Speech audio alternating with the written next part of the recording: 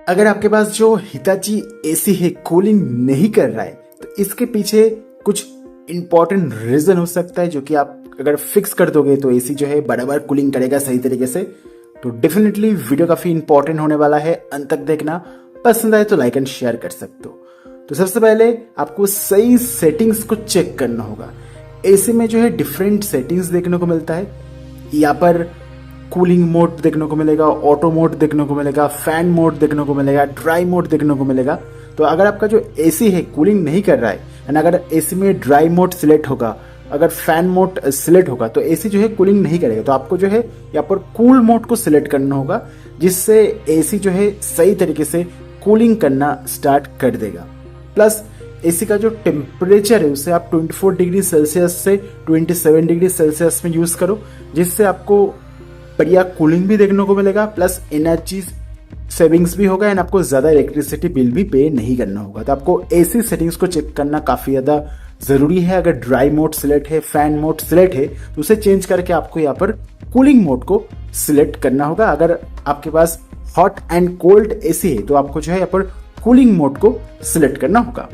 Next, जो air filter है, अगर आपने काफी टाइम से उसे क्लीन नहीं किया होगा तब जो है यहाँ पर एसी जो है कूलिंग को रिड्यूस कर सकता है। अगर एयर फिल्टर गंदा हो जाएगा तो प्रॉपरली एयर फ्लो नहीं होगा, जिससे कूलिंग भी रिड्यूस हो जाएगा एंड आपको ज़्यादा टाइम लगेगा एसी को रूम का जो टेम्परेचर है उसे रिड्यूस करने में।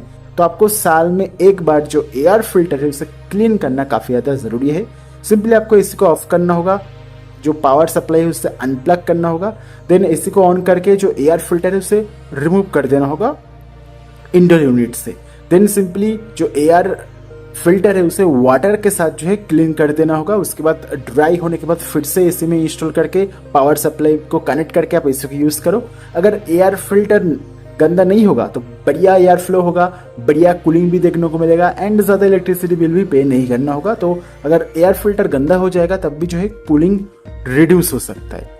इवन जो indoor unit even outdoor unit का जो कॉयल है अगर गंदा हो जाता है तब भी जो है यहाँ पर कूलिंग जो है रिड्यूस हो जाता है, क्योंकि यहाँ पर जो हीट जो है सही तरीके से एक्सचेंज नहीं हो पाता है, जिसकी वजह से यहाँ पर कूलिंग भी सही तरीके से नहीं होता है।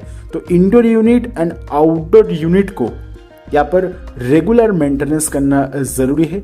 यहाँ पर मैं आपको रेकमेंड करूँगा एटलीस्ट यहाँ पर समर स्टार्ट होने से पहले एंड समर स्टार्ट यहाँ पर ख़त्म होने के बाद आप सिंपली यहाँ पर जो indoor unit and outdoor unit है उसे जेट पंप सर्विस कीजिए एंड एटलीस्ट साल में एक बार जेट पंप सर्विस करिएगा एसी के साथ, जिससे एसी में जो इंडोर यूनिट का जो कॉयल है, आउटडोर यूनिट का जो कॉयल है बढ़िया तरीके से काम करे, कोई भी डस्ट वगैरह ना हो, जिससे प्रॉपरली एयर फ्लो हो एंड कूलिंग भी बढ़िया देखने को मिल जाए। तो अगर एयर फिल्टर गंदा होगा, इंडोर यूनिट आउटडोर यूनिट का जो कॉयल है अगर गंदा हो जाएगा तो कूलिंग जो है रिड्यूस हो सकता है। नेक्स्ट जो इंपॉर्टेंट पॉइंट है, ये बहुत सारी एसी में देखने को मिलता है, अगर सही तरीके से एसी इंस्टॉल ना हो तब जो है जो गैस लेवल है रिड्यूस हो सकता है। अगर लो गैस लेवल देखने को मिलता है, लो रेफ्रिजरेंट लेवल देखने को मिलता है तब भी जो है यहाँ पर इस तरह से कूलिंग जो है बंद हो सकता है, कूलिंग रिड्यूस हो सकता है। अगर एसी में गैस लेवल कम हो जाएगा तब जो है कूलिंग एफिशिएंसी रिड्यूस हो जाएगा। तो आपको सिंपली जो है सबसे पहले अगर वारंटी में है तो आपको सर्विस सेंटर कांटेक्ट करना होगा, वरना आप टेक्नीशियन को कांटेक्ट कर सकते हो। उसके बाद जो जहाँ से भी गैस लीक हो रहा है उसे रिपेयर करके नया गैस को जो है रिफिल कर देगा, जिससे जो है एसी बढ़िया तरीके से कूलिंग को प्रोवाइड करेगा। अगर आपका जो एसी है गर्म हवा छोड़ रहा है, सही से कूलिंग नहीं कर रहा है, काफ़ी टाइम लग रहा है कूलिंग करने में, तो समझ लेना शायद एसी में गैस लेवल कम है, जिसकी वजह से कूलिंग जो है काफ़ी कम हो गया है। नेक्स्ट, अगर काफ़ी टाइम हो चुका है एसी को तो यहाँ पर जो कंप्रेसर है उसमें भी फॉल्ट देखने को मिल सकता है। अगर कंप्रेसर अगर सही तरीके से काम नहीं करेगा तो एसी जो है कूलिंग नहीं कर पाएगा। तो कंप्रेसर को रिपेयर करना होगा, कंप्रेसर को जो है यहाँ पर रिप्लेस करके और सही करने के बाद आप फिर से एसी को यूज़ कर पाओगे एंड बढ़िया कूलिंग भी प्रोवाइड कर देगा। तो अगर कंप्रेसर में फॉल्ट है उसे भी फिक्स करना काफ़ी ज़्यादा इंपॉर्टेंट है। मेन पार्ट जो है कंप्रेसर है एसी के साथ। प्लस यहाँ पर अगर एसी का जो आउटडोर यूनिट है उसके पास अगर कोई फर्नीचर है, कोई भी अलमारी है, इवन आउटडोर यूनिट के पास अगर कोई वॉल है, ट्रीज है, जिसकी वजह से जो है एयर फ्लो ब्लॉक हो जा रहा है। अगर एयर फ्लो रिड्यूस हो जाएगा तो सही तरीके से कूलिंग नहीं होगा। तो एसी का जो इंडोर यूनिट है, आउटडोर यूनिट है, इसके आसपास 3 फीट के आसपास कोई भी ऑब्जेक्ट जो है नहीं होना चाहिए, कोई भी वॉल, ट्री, अलमारी, फर्नीचर नहीं होना चाहिए, जिससे प्रॉपर एयर फ्लो हो सके एंड जिससे जो है एसी सही तरीके से काम कर सके। नेक्स्ट यहाँ पर जो आउटडोर यूनिट है, अगर पॉसिबल है तो उसमें जो है शेडेड एरिया में आउटडोर यूनिट को इंस्टॉल करना, जहाँ पर नेचुरल शेड देखने को मिले। अगर नेचुरल शेड अवेलेबल नहीं है तो आप कैनोपी और जो है रूफ को इंस्टॉल कर सकते हो। अगर आप आउटडोर यूनिट को यहाँ पर शेडेड एरिया में इंस्टॉल करोगे तो यहाँ पर डायरेक्ट सनलाइट नहीं आएगा, रेन से भी प्रोटेक्ट करेगा, जिससे एसी का जो लॉन्जिविटी है यहाँ पर इम्प्रूव हो जाएगा एंड ओवर हीटिंग के रिलेटेड भी कोई भी प्रॉब्लम देखने को नहीं मिलता है। तो अगर आउटडोर यूनिट ओवर हीट होगा तब जो है एसी जो है कूलिंग करना रिड्यूस कर देगा, ये चीज़ भी ध्यान में देना होगा।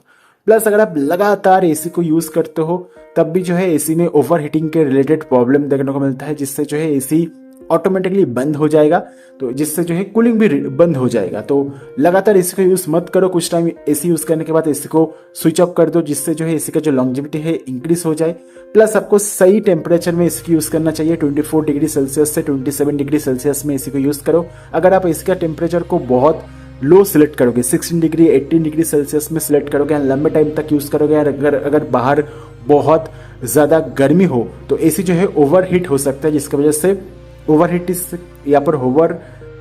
हीट से बचने के लिए एसी जो है बंद भी हो सकता है, जिससे कूलिंग भी बंद हो जाए। तो आपको सही टेम्परेचर में एसी को यूज़ करना काफ़ी ज़्यादा ज़रूरी है।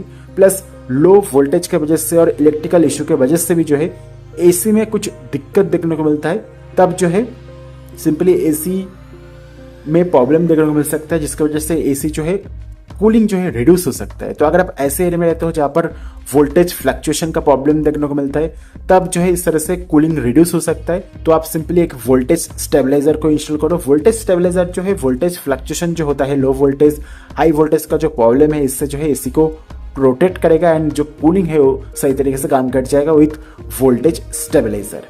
प्लस यहाँ पर कुछ टाइम जो सेंसर वगैरह में फॉल्ट देखने को मिलता है, अगर सेंसर में खराबी है, अगर सेंसर में प्रॉब्लम है, तब जो है सही तरीके से एसी सेंसर जो है काम ना करने के दौरान जो कंप्रेसर का जो स्पीड है एडजस्ट नहीं होता है रूम टेम्परेचर के हिसाब से, जो सेंसर है उसे जो है रिप्लेस कर देना पड़ेगा, जिससे जो है एसी फिर से कूलिंग करना स्टार्ट कर दे। प्लस अगर आप सही रूम साइज के हिसाब से सही एसी को नहीं खरीदते हो, सही टॉन और सही कैपेसिटी का एसी नहीं खरीदते हो, तब भी जो है कूलिंग में प्रॉब्लम देखने को मिलता है। अगर आप लार्ज रूम के हिसाब से स्मॉल टॉर का एसी खरीदोगे तो एसी जो है सही तरीके से कूलिंग ही नहीं कर पाएगा, तो ये चीज़ ध्यान में देना होगा। प्लस एसी को यूज़ करने के दौरान आप जो है सीलिंग फैन को यूज़ करो, जिससे जो है बेटर एयर सर्कुलेशन देखने को मिले। विंडो एंड डोर को क्लोज कर दो एसी को यूज़ करने के दौरान। प्लस कर्टन्स को भी यूज़ कर सकते हो, जिससे डायरेक्ट सनलाइट रूम के अंदर ना आ सके। एंड अगर आपका जो एसी है काफ़ी पुराना हो गया है तो आप नया मॉडल में जो है अपडेट कर सकते हो। सो ये सभी टिप्स को फॉलो करके आप बहुत ही इजीली हिताची एसी के साथ जो कूलिंग का जो प्रॉब्लम है उसे फिक्स कर सकते हो। Anyway, thank you very much for watching this video.